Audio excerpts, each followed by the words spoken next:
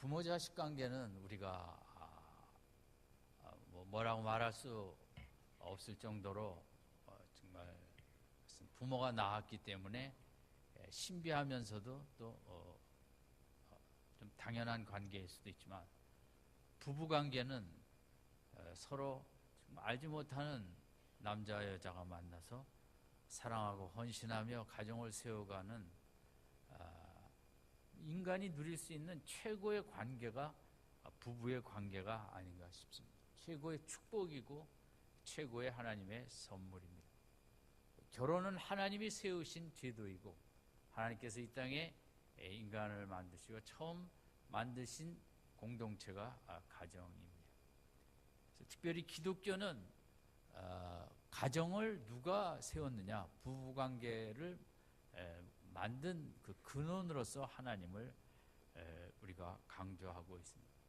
요즘 미국을 비롯해서 서구 사회는 가정은 하나님이 세우는 것에 대한 이제 반발을 많이 갖고, 남자와 여자가 가정을 세우는 것이 아니라 동성끼리 가정을 세우는 것이 합법화되어 가는 정말 안타까운 모습들이 지금 세계적으로 확장이 되고 있습니다. 미국 교회는 최근에 이 동성 결혼을 정식 가정으로 인정하는 것과 하지 않는 것에 대한 격한 논쟁과 또 법으로 인정을 받은 것도 있고, 그러니까 보통 갈등이 심하지 않습니다. 제가 요즘 감사하고 있는 것 중에 하나가, 내가 미국 사람으로 태어나 미국 교회 목사를 안 하는 게 참 감사하다. 제가 어떤 자리에 서느냐에 따라 동성 결혼을 반대하면 반대하는 사람들한테 또 극한 비난을 받고, 또 찬성하면 또 그런 반대 경향이 이제 저걸 받는 아주 시끄러운 그런 모습이 우리나라에는 나타나기를 원치 않지만, 이 정치 지도자들이 잘못 판단을 해서 이제 그릇된 길로 갈까 심히 두렵기도 합니다. 5월은 이제 가정의 달이고, 어린이날로부터 21일 지난주에 부부의 날까지 이제 우리가 여러 날을 지냈습니다. 그런데 부부의 날이 부부의 사랑을 기념하는 날인데, 뉴스에 보면 가장 부부끼리 싸움을 많이 하는 날이 부부의 날이었다, 이렇게 나왔습니다. 아마 서로 좀 더 잘해보자고 하다 보니까 아마 그런 것 같은데, 안타까운 일이죠. 또 통계학적으로 이혼 신고가 제일 많은 달이 5월 가정의 달이라는 것입니다.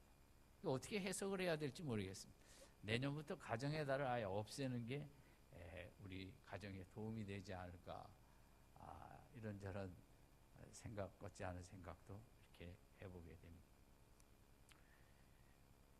이런 참 가정의 문제가 많고, 부부의 관계가 쉽게 깨어지고, 또 성경적인 결혼 제도를 정면 거부하는 동성애의 결혼이 확장되는 이런 속에 우리가 온전한 부부 생활을 한다는 그 자체만으로도 어떻게 보면 감당할 수 없는 큰 축복이라고 생각할 수 있습니다. 오늘은 특별히 남편의 사랑을 생각하고 감사하는 마음으로 일반적으로 남편들이 원하는 아내의 모습은 어떤 것일까를 생각해 보고자 합니다. 그래서 오늘은 남편들이 할 일보다는 아내 쪽에서 남편을 위해서 이런저런 일을 했으면 하는 생각들을 하고자 합니다. 오늘 교회 갔더니 잘못 나를 골라가서 아내들이 할 일만 얘기하더라. 섭섭해하지 마시고 다음 주에 오셔서 남편들이 아내를 향해서 또 할 일을 같이 생각해야 이제 균형이 맞죠. 그래서 교회는 매주 와야 되는 줄로 믿습니다.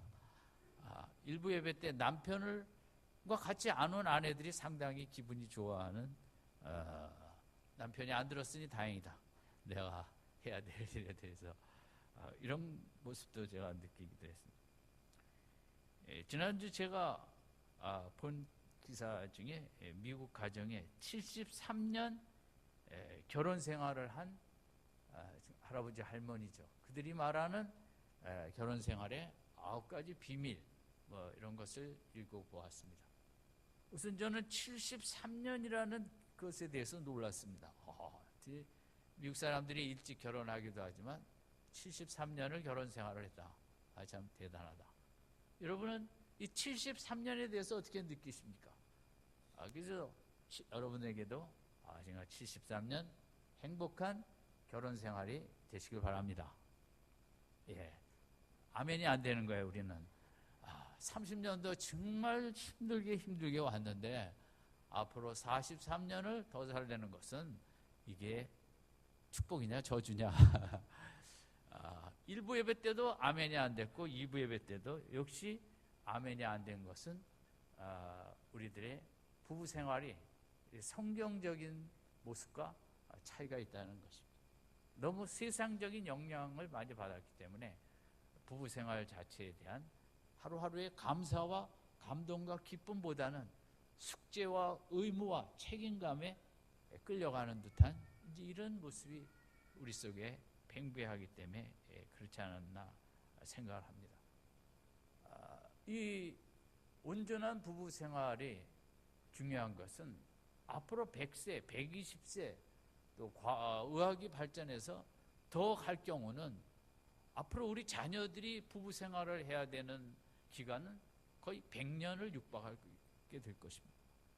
인생에서 물론 돈도 중요하고 다 중요하지만 부부 생활을 온전히 할 수 없다면 이거 뭐 헤어졌다 했다 도대체 결혼을 뭐 5번, 10번도 할 수 있는 정말 어떻게 보면 고통스러운 인생을 살아갈 수도 있기 때문에 우리가 특별히 하나님을 믿는 우리들이 좀 더 성경적인 원리와 바람직한 부부 생활을 잘 이해해서 오랫동안 날이 갈수록 사랑이 깊어지고 20년 부부 생활에서 느끼지 못하는 사랑을 30년 때 느끼는 것이고 그때 30년 때 못 느끼는 걸 40년, 50년 같이 살아가면서 세상에 이런 사랑이 있었구나.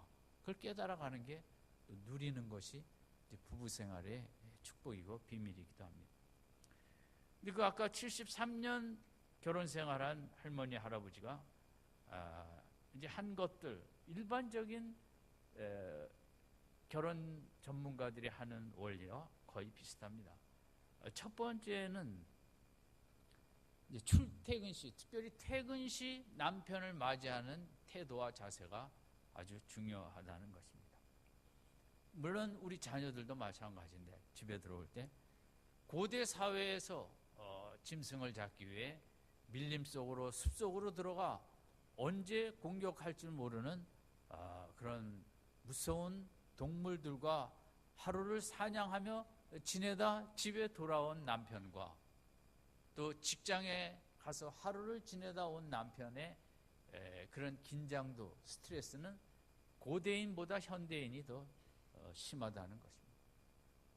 직장은 밀림보다 더 위험하고 언제 어떤 말이 어떤 소리가 날아올지 모르고 비난과 밑에 사람 위에 사람의 비협조와 회사의 한순간의 방침의 변화와 뭐 이런저런 거로 남자들의 하루의 직장 생활은 고대 사회의 밀림의 하루보다 더 긴장과 더 스트레스와 분노와 극한 신경성의 그런 초조함을 갖고 하루를 살아간다는 것이 이제 요즘의 얘기입니다. 그러면 그런 하루를 지내고 우리 자녀들도 마찬가지죠. 학교라는 데가 천국입니까? 상처받으러 가는 것이 학교죠. 수학도 못해, 국어도 못해, 영어도 못해, 무엇도 못해. 학원에 밤에 가서도 거기서 평안을 얻는 것이 아니라 나는 또 이것도 못해, 저것도 못해. 정말 세상의 그런 하루는 너무 힘들고 지친데 그 들어왔을 때 남편들에게 어떤 아내의 모습이 가장 참 귀하고 바람직할까? 아내가 하던 모든 일을, 요리를 하던 일이든 청소를 하던 일이든 무슨 일이든 다 멈추고 문을 열고 들어오는 남편을 맞이하고 정말 수고 많았다고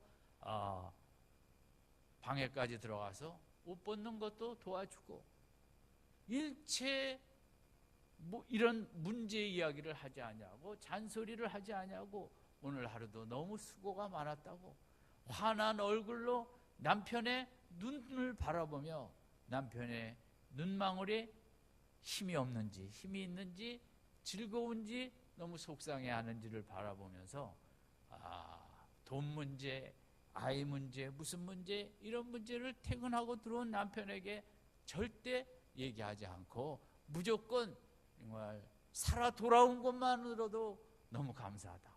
이러면 숲속에 사냥하러 갔다가 돌아왔으면 그게 얼마나 살아 돌아온 것도 위대한 것입니다.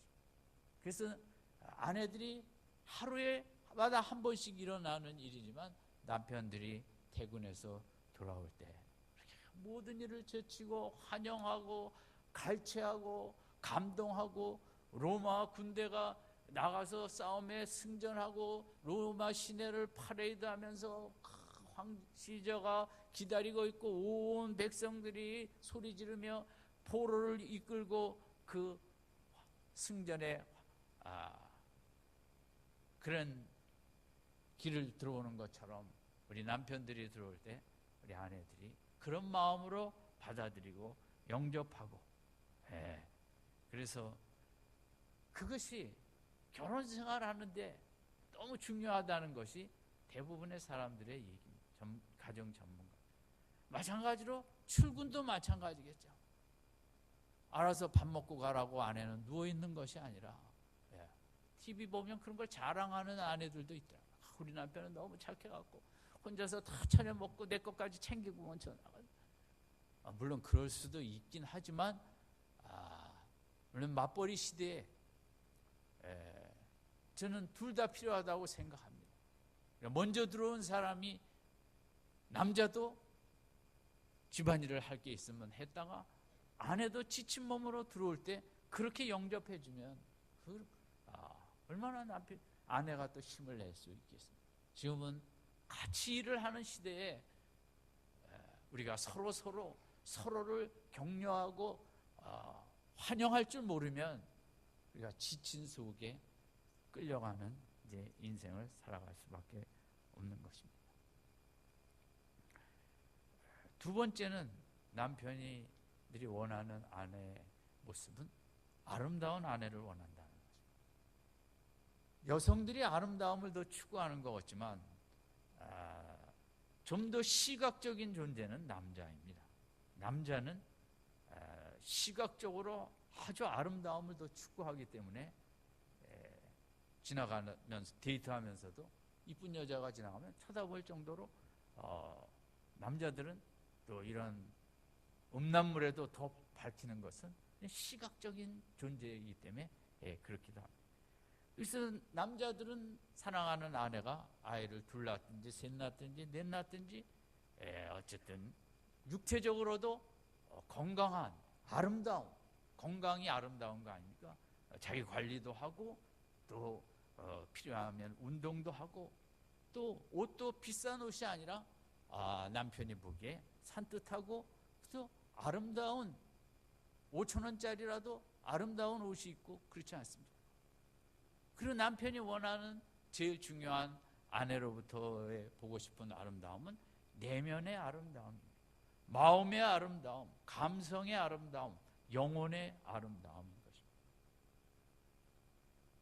오늘 이 시대가 더 그렇기도 합니다. 진짜 아름다움을 만나지 못했기 때문에 우리는 학교 가도 뭐 아름다운 게 없습니다. 경쟁밖에. 회사 가도 마찬가지고. 우리가 아름다운 미술 작품을 선호하고 또 아름다운 음악을 듣기를 원하는 것은 아름다움을 볼 때 나도 아름다워지는 것입니다. 우리 기독교의 핵심은 하나님의 아름다움이십니다. 아름다운 하나님을 만날 때 나도 더 아름다워지는 것입니다. 아름다운 아내, 그냥 되지 않습니다. 마음의 아름다움은 믿음이 있어야 되고, 기도가 쌓여야 되고, 말씀이 쌓여야 돼야 영혼이, 마음이 아름다워지고, 감정이 아름다워지고, 입에서 나오는 언어가 아름다운 언어가 나오는 것입니다. 저희 교회 오면 참 센 말 하는 권사님이 있었어요. 말 자체가 너무 공격적이고 세요.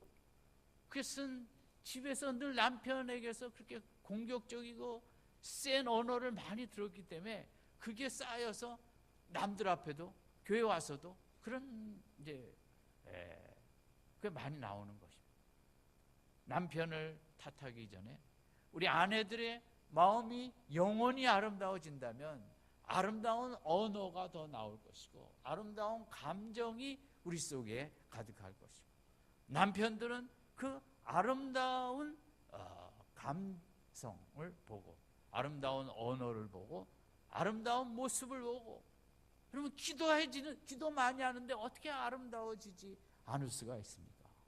하나님의 말씀을 늘 사랑하고 묵상하는데 어떻게 영혼이 아름다워지지 않겠습니까? 아내가 아름다워지는 만큼 남편도 아름다워지는 것입니다. 제일 남편에게 하지 말아야 될 것 중에 아내가 할 일에, 남편을 말로 변화시키게 하려고 하지 말라. 어떤 말로서 남편을 변화시키겠다. 근데 되지도 않고 서로 관계만 나빠지. 내가 변하는 만큼, 아내가 아름다워지는 만큼 그 남편들도 아름다워진다는 것이 부부생활의 원리이고, 아내의 마음에 꿈이 있고 소망이 있고 믿음이 있는 만큼 남편도 같이 갖게 되는 것입니다. 아내가 가진 것을 공유하며 나아가게 되는 것입니다. 세 번째는 어떤 아내가 되었으면 하면, 하나님처럼 힘들지만 무조건 용서하겠다고 작정하고 사는 아내가 되었으면 하는 것입니다. 하나님과 우리와의 관계는 하나님 쪽에서 무조건 무슨 잘못을 해도 회개하면 내 아들의 십자가의 보혈로 용서해 주겠다. 어떤 조건도 달지 않겠다. 어떤 책임도 묻지 않겠다. 내 아들이 책임은 다 진다. 하나님과 우리와의 관계가 지속되는 것은 하나님의 무조건적인 용서 때문에 관계가 이어지는 것이기 때문에 우리 부부 관계도 힘들지만 아내 쪽에서 남편들이 실수도 하고 잘못도 할 때 무조건 용서하겠다. 내 남편이 무엇을 해도. 또 우리가 잘못하고 뭐 할 때 사실 그 속을 모를 수도 있거든요. 남편이 어떤 잘못을 했지만 그 잘못한 이유에 대해서는 모를 수도 있기 때문에 항상 아내의 입장에서는 남편이 저런 말을 했어도, 저런 행동을 했어도 아마 내가 모르는 이유가 있을 수도 있다. 이렇게 전제하고 일단 용서부터 하고, 물론 용서는 쉬운 것이 아닙니다. 용서한다고 한순간에 내 마음이 그 말처럼 마음이 씻어지는 것은 아닙니다. 어떤 용서는 말로 용서를 했지만 그 마음이 다 풀어지기까지는 일주일이든 뭐 한 달도 시간이 걸리기도 합니다. 그럼에도 일단 부부관계에서는 알았다, 용서하겠다, 다음에 그러지 마세요.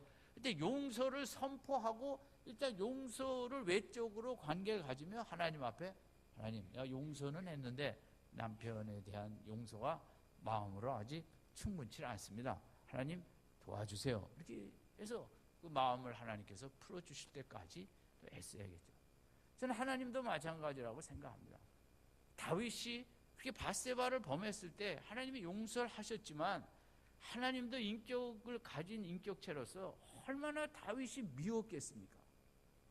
내가 어떻게 자기한테 은혜를 베풀었는데 세상의 성폭행자보다 더 파렴치하고 못된 짓을 한 다윗을 생각할 때 하나님이 용서를 하셨지만 하나님께서도 다윗에 대한 섭섭한 마음을 가라앉히기까지는 저는 시간이 걸리지 않았을까 그런 생각도 합니다.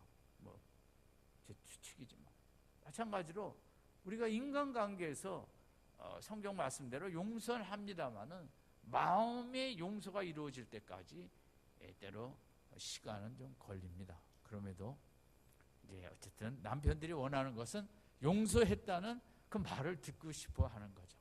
그리고 남자들은 잘 모르지만 나이가 들어도 이제 어린애 같은 모습도 많이 있고,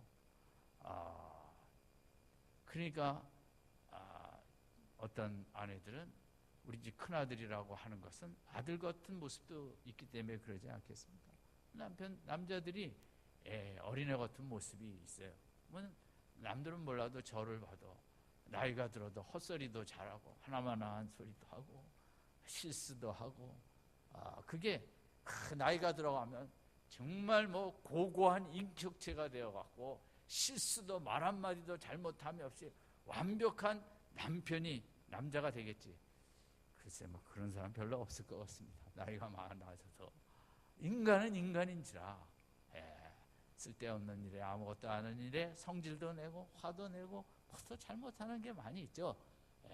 남자들은 이제 이런 걸 하나님처럼 힘들지만 아내가 남편이 하는 일들에 대해서 무조건 나는 용서하고 본다 하는 좀 이런 마음으로 남편을 대했으며, 그럴 때 우리 관계들이 더 아름다워지겠죠. 네 번째는 아내 앞에서만큼은 정말 마음을 다 내려놓고 편안했으면 하는 것이 남편들의 아내들에게서 원하는 마음입니다. 권투 선수가 시합을 할 때 이렇게 막잖아요. 가드를 올리고 때리면 이렇게 피하려고 하지 않습니까? 남자들의 하루 종일 직장 생활은 그냥 무수한 공격이 난무하는 것이라 하루 종일 긴장하고 가드를 올리고 삽니다. 남편들은 언제 팀장이 뭐라 그럴까, 언제 또 밑에 사람이 속상하게 할까, 이런저런 정말 방어를, 수비를 안 할 수 없이 가드를 탁 올리고 긴장하고 사는데, 집에 들어와서만큼은 권투 선수처럼 힘들었던 이 손을 내리고 좀 편안하게 아내 앞에서만큼은 어떤 긴장감과 초조함과 눈치와 좀 이런 것이 다 사라진 그런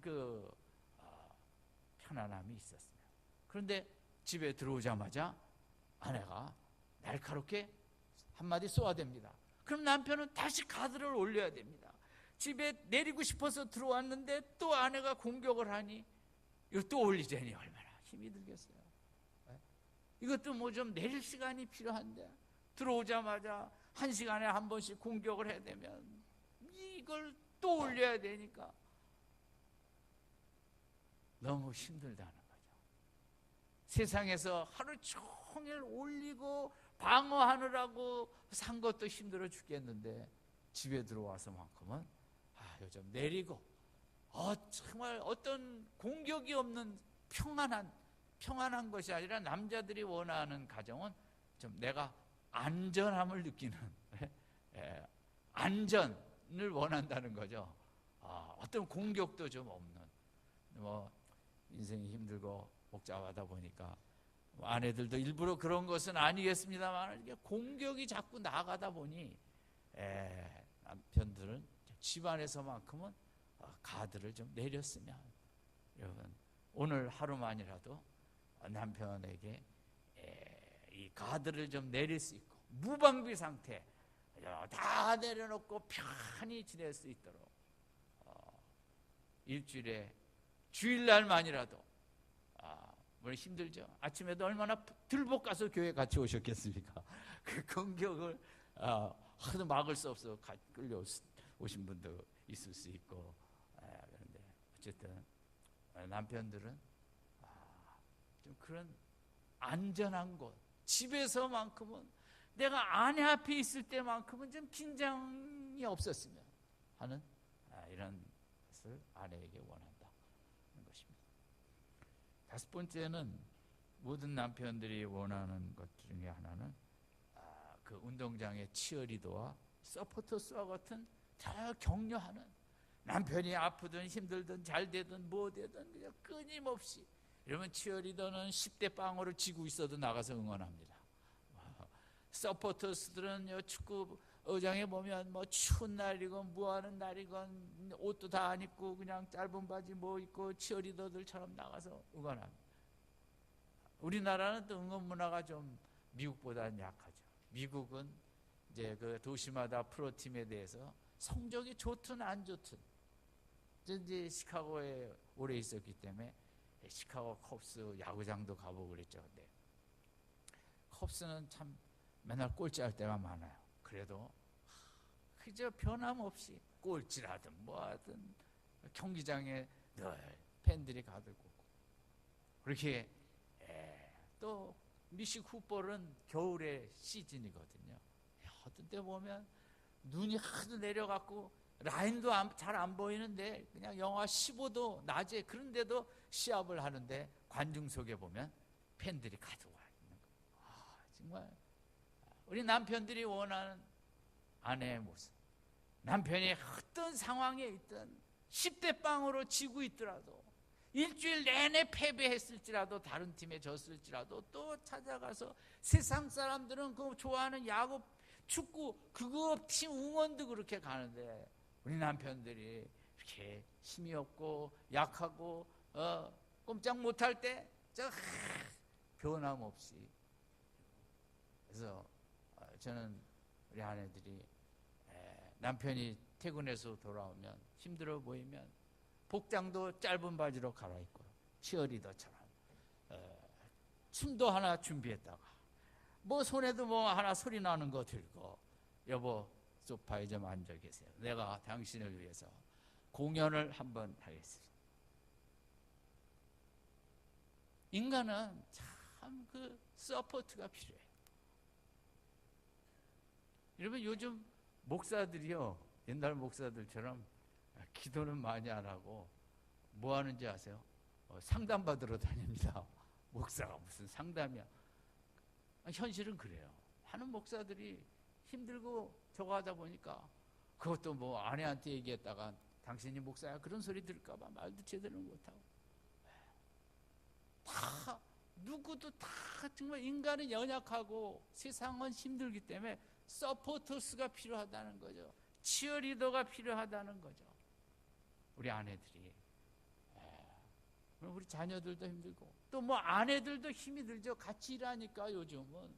그러면 또 남편이 역할을 바꿔서 치어리더가 돼서 딱 준비해서 부채춤을 추시든 뭘 하든 해가며 서로를 이렇게 서포트하고 이렇게 세워줘야만 이 시대를 살아갈 수 있다. 자, 다섯 번째는 이제 자동차의 튜닝이 있습니다. 자동차를 타다 보면 또 나사가 느슨해지기도 하고, 또 뭐 기름도 보충해야 되고, 이 골격이 어떻게 좀 이렇게 되고, 자동차에 튜닝이 있는 것처럼 남자들이 원하는 아내는 집에 들어오면 그 남편의 어떤 부족한 부분을 자동차 튜닝처럼 그걸 또 조여주고, 그 부분을 치유해주고 싸매주고, 그 부분을 이렇게 온전케 해서 해갖고 내일 또 힘있게 달려갈 수 있도록 튜닝해주는 그런 아내. 너무 힘든 걸 많이 얘기했나 봅니다만은 이건 제 얘기가 아니고 가정학자들이 하는 얘기인 것입니다. 어떤 자동차든 뭐 아무리 외제 좋은 자동차든 많이 이렇게 쓰면 꼭 그것은 정기적인 튜닝이 필요합니다. 이 시대에 하루를 살고 왔다는 것은 많은 상처와 여기저기 느슨해지고 쪼여 이렇게 풀어주고 뭐 이런 거 새로 집에 들어왔죠.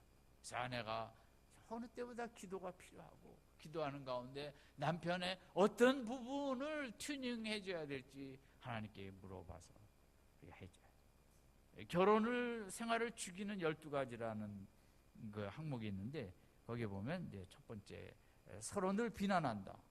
두 번째, 하루 지난 일과에 대해서 전혀 묻지 않는다. 당신은 당신이고 나는 나고. 아무런 밤에 친밀한 시간을 조금이라도 절대 갖지 않는다. 자신의 육체적인 매력에 더 가지려고 애쓰지 않는다. 결혼 생활 자체에 대해서 절대 언급하지 않는다. 그럼 결혼 생활은 늘 말이 많을 수밖에 없거든요. 서로 고쳐야 될 점이 끊임이 없고, 이 얘기가 없는. 배우자의 가정에 대해서 서로 나쁜 얘기를 한다. 금전관리를 따로 한다. 가정의 최고 우선순위가 배우자가 아니라 자녀가 되어버린다. 이런 가정은 끝이 좋을 수밖에 없다는 거죠. 좋지 않을 수밖에 없다는 거죠. 아무리 자녀 교육이 서로 잘못된 것에 대한 리스트를 적고 간직한다. 이건 뭐 치명적인, 서로의 장점보다 단점을 더 많이 알고 있다. 이러면 안 돼요. 여러분, 아무쪼록 이 부부 관계라는 것은 서로 애써야 이제 행복하게 되어집니다. 결혼만 했다고 행복한 부부 관계는 절대 되어지지 않죠. 서로 애써야 되고 힘써야 될 것들이 있는데 오늘 몇 가지를 생각해 봤습니다. 정리합니다. 배우자의 첫 번째, 무슨 시간이 중요하다?